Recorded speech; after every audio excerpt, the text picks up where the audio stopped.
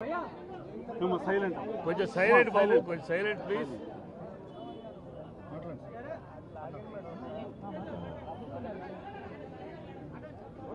ఈరోజు చాలా దురదృష్టకరమైన రోజండి. మరి ముఖ్యంగా రెండు రాష్ట్రాల ప్రజల కంటే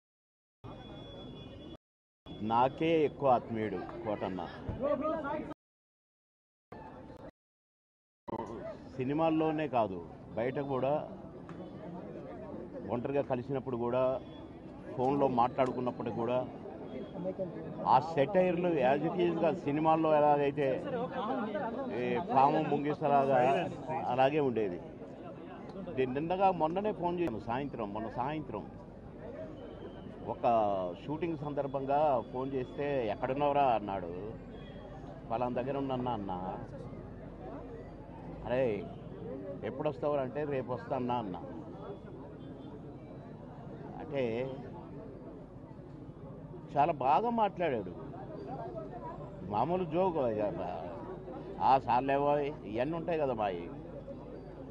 ఆ సెటైర్లతోనే మాట్లాడుకున్నాము ఒక 2 నిమిషాలు. నాకు షార్ట్ రెడీ అన్నా, నేను సాయంత్రం మాట్లాడతా మళ్ళీ అని సాయంత్రం చేస్తే పడుకున్నారు. అదేదో మందు వేశాడు డాక్టర్ గారు అని చెప్పారు. పెద్దమ్మాయి చెప్పింది, కోటన్న పెద్దమ్మాయి. సరేలే నేను రేపు వస్తున్నాను చెప్పు, లేకుంటే ఎల్లుండి పొద్దున వస్తానమ్మా అని చెప్పిన. రమ్మన్నాడంట. కానీ నేను వచ్చేసరికి ఆయన లేడండి. కోటన్న వెళ్ళిపోయాడు.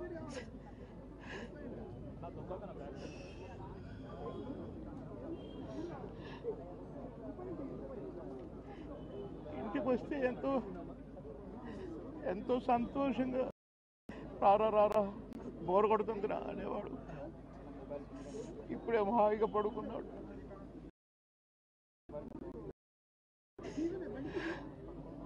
సొంత అన్నదమ్ములు, కోటన్నకు తమ్ముడు ఉన్నాడు, కానీ నేనే అసలు తమ్ముడుగా ఫీల్ అయ్యేవాడు. ఎన్నోసార్లు ఒకే ప్లేట్లో భోజనం చేశాం.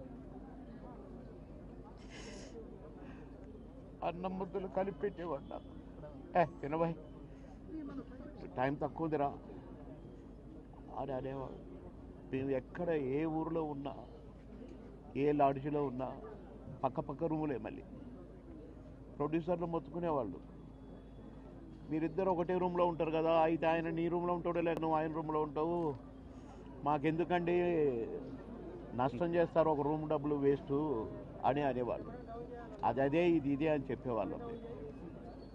అట్లా ఎన్నో సందర్భాలు.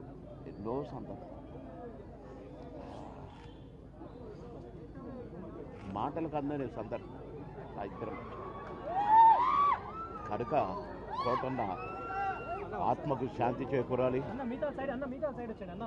ఆ కోటన్న కుటుంబానికి ఆత్మశాంతి కలగాలి.